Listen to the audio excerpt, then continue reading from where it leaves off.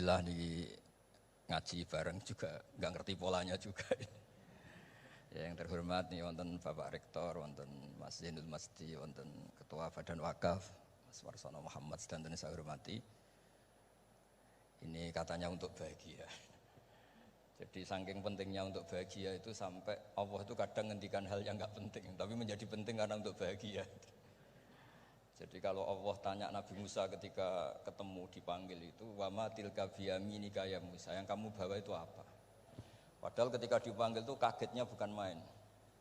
Misalnya pegawai UI dipanggil rektor itu kagetnya bukan main. Bawaannya rektor itu mesti nyalahkan. Mesti pikirannya orang itu mesti ketua badan wakaf ya sama. Mesti mau negur atau apalah.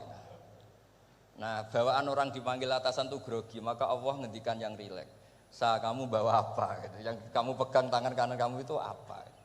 Masa Allah tanya sekedar gitu kan karuan. Wong kita manusia aja tahu yang dibawa Musa itu apa tong? Kok Allah malah tanya? Banyak analis, banyak mufassir, banyak ahli hakikat yang berpendapat Allah itu menghilangkan groginya Nabi Musa. Sehingga tanya yang ringan. Jadi saya mohon ini pimpinan di sini juga kalau tanya anak buah yang ringan-ringan. Wes sarapan. Jadi kalau sok-sokan disiplin itu bukan sunnatullah, saya jamin itu. Apalagi tanya saya, kenapa Gus terlambat? Mulai saya pulang gitu. Tuhan yang Tuhan saja sebaik itu kok rektor sama badan wakaf kok sekeras itu gitu. Jadi ini bukan gojlok supaya jadi orang yang dekat Allah gitu. Jadi ditanya, wa ma tilka biyaminika ya Musa? Kamu bawa apa ke sini? Yang di tangan kanan kamu itu apa? Nabi Musa jawabnya ya lucu ya sederhana. Ini tongkat Gusti. Tak pakai menggembala kambing, tak pakai ini itu. Bisa masih bilang dan lain-lain. Kayak laporan keuangan tuh, kalau susah nerangkan itu dan lain. Terakhir ditutup waliya fiha ma'aribu ukhra dan masih ada lagi yang lain di depan Allah. Kamu lapor audit di badan wakaf, diterima enggak laporan lain-lain itu? Ini teman saya lama ini. Saya di UI itu sudah lama, cuma inginnya dikenal Allah, tapi sekarang malah dikenal rektor. Aduh repot agak. Saya dulu dari anak Profesor Zaini itu mulai 2000, tahun 2000. Dekat sekali dengan saya. Sering ke rumah saya, ke kontrakan saya karena diskusi tafsir. Dan saya ikhlas sekali tidak ingin dikenal rektor, badan wakaf siapapun. Karena keluarga saya itu, bapak saya itu wali. Jadi kalau wali itu kepinginnya dikenal Allah. Tahu-tahu diturunkan derajatnya, disuruh kenal rektor, kenal badan wakaf. Jadi ini ada pemakhlukan. Ya ada pemakhlukan. Turun dulu baru naik. Ya. Jadi saya artinya gini, saya di sini itu sohibul bait. Jadi tadi Mas Majdi itu keliru kalau nanti saya ngisi. Saya ini sohibul bait, nanti yang ngisi ini. Maksudnya seperti itu maksudnya. Jadi, karena tuan rumahnya saya Pak Warsono. Ya, ini tamu ya. Tapi ternyata pemakhlukan itu penting. Di dalam ilmu tafsir diantaranya itu dikenal namanya tanazzulatul maula. Allah itu menurunkan martabatnya. Allah sebagai Tuhan tentu tidak pernah menghutang kita, tidak pernah merasa dikasih karena semuanya itu milik Allah. Tapi Allah untuk memotivasi orang amal itu ketika Allah mangdzalladzi yuqridu waha qardan hasana. Siapa yang mau menghutangi saya? Allah itu tentu tidak butuh hutang kita karena kan semua milik kita itu milik Allah. Tapi supaya orang termotivasi amal, merasa superior, merasa heroik, saya mau menghutangi Allah, saya mau menolong Allah. Padahal Allah huwan nasir, Allah ni'mal maula wa ni'man nasir. Tapi Allah mengistilahkan dirinya intan suruwaha, jika kalian menolong Allah. Wahal yahtaju ilan nasri, tentu tidak, Allah tidak butuh pertolongan kita. Tapi itu tanazzulan. Allah yang Tuhan saja menurunkan derajatnya untuk komunikasi dengan manusia. Artinya kalau saya makomnya sudah fana kenal Allah, saya juga ikhlas turun derajat kenal rektor gitu. Jadi itu insya Allah tidak masalah. Ben sampean pernah dengar ilmu hakikat itu memang gitu. Jadi saya ini memang sudah sering cerita ke Pak Fajar, Pak Sadeli, Pak Junaid. Saya ini sudah daftar ingin jadi resi lah. Saya sudah nggak pernah keluar-keluar. Saya di rumah ngaji. Tapi ngaji kalau ngaji terus ya. Saya belum pernah tidak ngaji. Satu hari minimal ngaji 4 kali. Ngaji fikih yang saya sering itu fikih karena mbah bahasa memang ahli usul fikih. Dulu pertama Profesor Zaini melibatkan saya ini cerita ke Mas Majdi itu gara-gara beliau itu profesornya itu sastra, adab, di Al-Azhar itu adab. Iya, Zaini. Orang tua dari rektor. Iya. Nah, karena jurusannya ada, beliau memang pakarnya kalau menghaluskan bahasa. Tapi masalahnya di Quran kan banyak fikih juga dan beliau cari ahli fikih. Singkat cerita, entah gimana ceritanya Allah yang mempertemukan ketemu saya. Nah, kenapa kita butuh fikih, tidak sekedar kesusastraan atau ilmu adab? Karena ada tafsir atau fikih dalam Quran yang mau tidak mau harus difikihkan. Misalnya begini, wa antasma'u bainal ukhtain. Kamu tidak boleh menikahi sekaligus mbak dan adiknya atau adiknya dan mbaknya.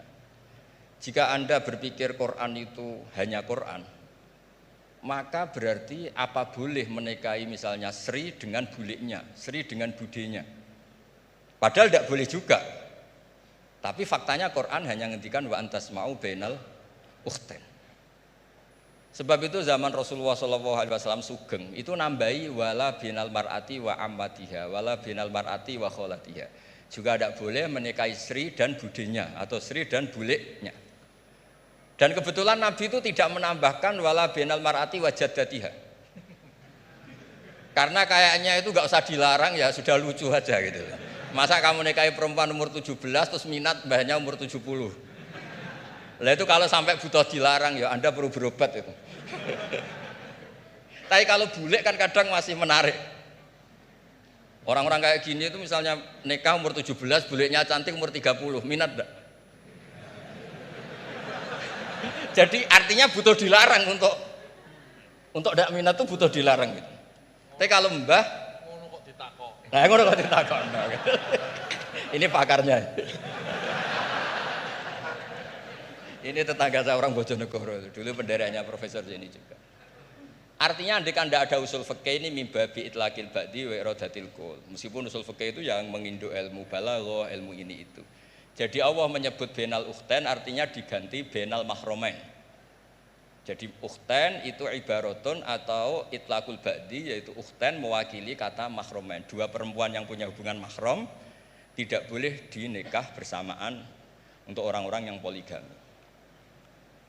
Ini penting supaya semua tafsir juga gitu, lafat-lafat yang ada mahdzufnya itu kita jaga, baik itu secara keilmuan maupun secara fikih. Keilmuan misalnya begini, orang yang dilaknati Allah, mala'anahu wa ghadiba alaihi, di antaranya diteruskan wa ja'ala minhumul qiradata wal khanazira wa abadat tauhid.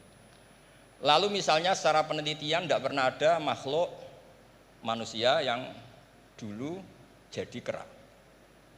Tapi melihat ayat itu seakan-akan itu pernah ada periode atau kejadian di mana manusia itu dirubah jadi kera. Wa ja'ala minhumul qiradata. Mau tidak mau kita butuh perangkat ilmu lain yang namanya balaghah. Itu orang Jawa, itu kalau dilangkai kakinya itu hanya bilang kayak kera. Orang nggak sopan tuh katanya kayak kera. Tapi kalau dilangkai kepalanya langsung oh dasar ketek itu, dasar kera. Artinya dalam ilmu tasbih, kalau kemiripannya itu biasa itu masih disebut ka seperti. Tapi kalau mirip banget perilakunya itu kafnya dibuang.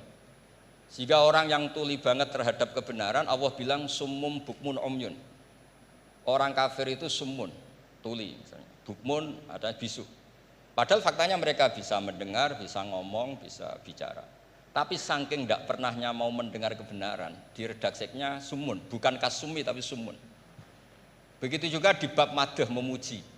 Kalau orang agak ganteng, mungkin saya kalau muji Mas Masdi hanya kalkomar, muji Pak Rektor paling ya kalkomar.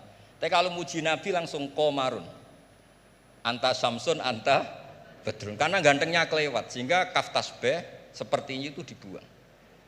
Nah, andai kan tidak ada fakta manusia itu pernah dirubah jadi kera di era itu, andai kan itu nggak ada, kita sendiri juga nggak tahu. Kita masih bisa menganalisis dengan teori balaghah tadi, wa ja'ala minhumul qiradata kal qiradah. Mereka atau mislal qirodah, mereka dijadikan Allah laksana kera, tidak berakhlak, tidak beretika, tidak bermoral. Ini pentingnya ilmu balaghah, sehingga kita tidak perlu mengharuskan orang berkeyakinan dulu itu pernah ada orang manusia dirubah jadi apa? Kera. Nah misalnya ada yang berkeyakinan atau berpendapat memang itu pernah nyata, itu ngendikane Rasulullah kemudian itu dihilangkan, hanya hidup 3 hari kemudian hilang sehingga nggak punya turunan. Jadi pilihan-pilihan dalam tafsir itu satu tentu riwayat, dua itu analisis balaghah. Nah, analisis fikih itu tidak kalah penting karena konstruksi Quran itu ada fikih yang sudah mapan. Seorang lagi ada fikih yang sudah nopo mapan. Ketika Nabi Lut itu menyesali kaumnya itu lesbi dan gay, kelainan seksual. Itu Nabi Lut ngendikan haula ibanati hunna adharulakum. Kalau kamu ingin menyalurkan kebutuhan biologis Anda, ini ada anak-anak putri kami, hunna adharulakum. Itu lebih suci bagi kalian. Tentu fikih itu sudah mapan, maknanya dinikahi dulu dengan proses nikah yang sah. Nah, barokahnya fikih yang mapan ini Allah tidak cerita tafasilul umur, tidak cerita detail-detailnya. Sehingga salah sekali kalau kita sering bilang kita hanya kembali ke Quran. Itu tidak bisa, karena Quran juga tidak berdiri sendiri dengan makna yang sebenarnya. Karena turun itu ada asbabun nuzul. Ini yang terakhir supaya ngasih pekerjaan kan jauh-jauh dari NTB. Ya kan bisa dimanfaatkan secara baik dan benar. Saya ini Sohibul Bait. Nah, enggak, ini bukan guyon, tapi memang betul harus begitu memang. Mau tidak mau. Sumpah misalnya, orang tuh kalau ditagih hutang atau ditegur itu masih ya besok saya bayar.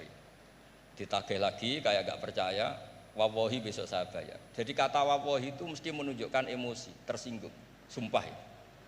Sehingga suatu saat ada seorang khotib ini ngendikan, fawarobbis sama iwal ardi innahu lahakkum mislama annakum tantikun. Demi Tuhannya langit dan bumi. Itu si Bedui, ada orang Arabi, orang desa. Langsung menyelasi Pak Khotib tadi. Pak Khotib, mangdalladzi akhdhafal jalil hatta alja'ahu ilal yamin. Siapa yang bikin murka Allah sehingga Allah terpaksa sumpah. Semenjak itu jadi ilmu, kalau Allah memulai redaksi dengan sumpah, dengan qasam, pasti Allah tersinggung. Jika lafat-lafat yang dimulai wan naziati gharqa atau dimulai wasamsi wa duhaha, mesti terusannya itu Allah agak marah. Karena di mana-mana orang sumpah itu menjelaskan sama yang agak tidak percaya. Itu dzauqul arabi, itu adzauqus salim. Nah, begitu seterusnya. Kemudian masalah wasfiyah ismiyah. Saya dulu sering debat sama Profesor Zaini. Kan misalnya kiai-kiai di Jawa, umumnya kalau maknani min alaq itu segumpal darah. Lalu orang-orang yang nekuni embriologi itu tidak pernah ada segumpal darah, kalau segumpal darah malah jadi kluron. Macam-macam. Katanya Quran itu mesti benar, ini ada segumpal darah. Kata saya segumpal darah itu bahasa Indonesia, Quran itu bahasa Arab, tidak akan ada itu di Quran, kata saya. Tapi ada yang bilang segumpal darah, ya tetap aja itu enggak Quran. Yang Qurannya min alakin, segumpal darah itu bahasa Indonesia, Quran tidak ada yang bahasa Indonesia, kata saya. Nah, tapi itu bisa dianalisis pakai balaghah atau pakai teori madatul kalimah. Min alakin itu dari kata aliko ya'liku alakon, sesuatu yang menempel. Jadi kalau di proses embriologi, misalnya ada apa yang menempel dalam ilmu itu, yaitu yang jadi rahim, jadi anak. Atau pakai ilmu balaghah, min alakin tetap maknanya segumpal darah, tapi maknanya itu tangkis atau tahkir. Manusia itu sombong. Padahal materinya sama yang sekarang jadi sama dengan materi yang sekarang jadi segumpal darah. Yaitu kita yang seperti ini materinya ya sperma, segumpal darah yang seperti itu juga materinya sperma. Kok kamu sombong? Materi kamu sama dengan materi min alakin. Itu persis dengan adatul Arab kalau sedang mencibir orang yang sombong. Itu kalau orang Arab bilang antal ladzi kharajta min makhrajil bauli marratan, kata orang Arab. Kamu adalah manusia yang keluar dari jalannya kencing 2 kali. Keluar dari penis lelaki ya lewat jalur kencing, keluar dari ibunya juga lewat jalur kencing. Supaya orang enggak sombong itu orang Arab bilang antal ladzi kharajta min makhrajil bauli marratan. Nah, min alakin itu dalam konteks itu karena begitu angkuhnya Abu Jahal, begitu angkuhnya kafir-kafir Quraisy, sampai diingatkan Allah ulang, kamu ini materinya min alakin, sejenis itu mbok yo jangan yatuho. Buktinya terusannya ayat kalla innal insana la yatgha, manusia itu sungguh